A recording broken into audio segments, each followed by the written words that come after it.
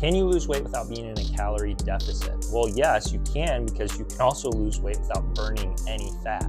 So there is a difference between weight loss and fat loss, and that's something that we need to recognize and understand. Because a lot of times, especially if you're doing programs or diets where you're going from one extreme to the other, you're going from being in a calorie surplus, overeating, into an extreme deficit, or exercising to extreme levels, there's going to be lots of changes happening. And one reason you might be losing weight and scale might be dropping is because you're probably dropping a lot of water in some instances. And there's different reasons that might be happening. Obviously, if you're substituting out certain types of drinks that you were drinking before in order to try to lose weight, you're not drinking pop anymore or sugary drinks, you might just be drinking less liquid in general if you're not replacing those drinks with water or other things. But additionally, on top of that, you also may be decreasing your sodium, which is going to retain less water. And so you're going to have less subcutaneous water as well. And that's going to also affect weight. And another thing that you have to keep in mind is you could also be burning muscle instead of fat. So usually this isn't the case early on. If you have a lot of fat to lose, you are going to be burning the fat instead of muscle.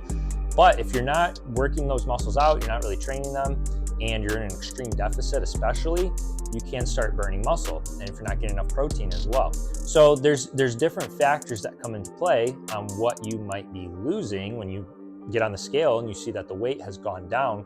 And the same's true for times when maybe it doesn't drop and you were expecting it to. You have to keep in mind, if you're doing things the correct way, if you're taking a little slower approach and you're making slight changes to your lifestyle, you're not necessarily always going to see that dramatic shift. And it might take a little longer because you're burning fat and you're keeping the muscle around. You're not dehydrating yourself, and you're not maybe dropping quite as much water weight. So the scale might not do exactly the same thing, but it's going to be a more accurate reading of fat loss versus just weight loss in general. And so one thing to keep in mind is you cannot burn fat if you're not in a calorie deficit. You can lose weight and not be in a calorie deficit, but you cannot lose fat if you are not in a calorie deficit. Now, being in an extreme calorie deficit means you're probably not just burning fat, but you're probably burning other stuff as well and losing other weight. And so really the difference that you might be seeing on the scale by being in an extreme calorie deficit may not be that you're losing that much more fat even. And so that's something else to keep in mind. And you have to weigh the benefit. Is the extra lack of calories that I'm taking in, the lack of energy that I have because of it, and the difficulty of doing it this way versus if I were to maybe burn a little less and do a little less extreme of a program, something more tailored to my needs. What's the difference? Are you really burning that much more fat, or are you just losing weight in other areas and other ways? And ultimately, that's not the goal. It may feel nice to step on the scale and see that the weight's gone down, but if it isn't fat that you've lost, it's not really the goal and the purpose. And so just keeping that in mind as well. So being in a calorie deficit, I always recommend sticking around 2 pounds per week at the higher end.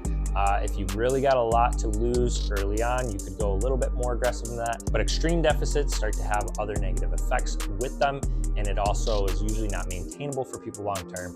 And so you want to set up a lifestyle that you can maintain and continue for the rest of your life. And eventually, you might be able to increase your calories a little bit when you get to your weight goal.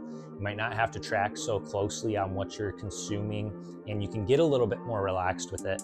But you want to be setting your life up in a way that, hey, I could do this for years, I could do this for the rest of my life, not something that, hey, I could do this for 30 days, it's going to be really hard, and then I'm just going to undo all the progress that I got at the end of those 30 days. So just keeping those things in mind, and just remember, slow and steady wins the race.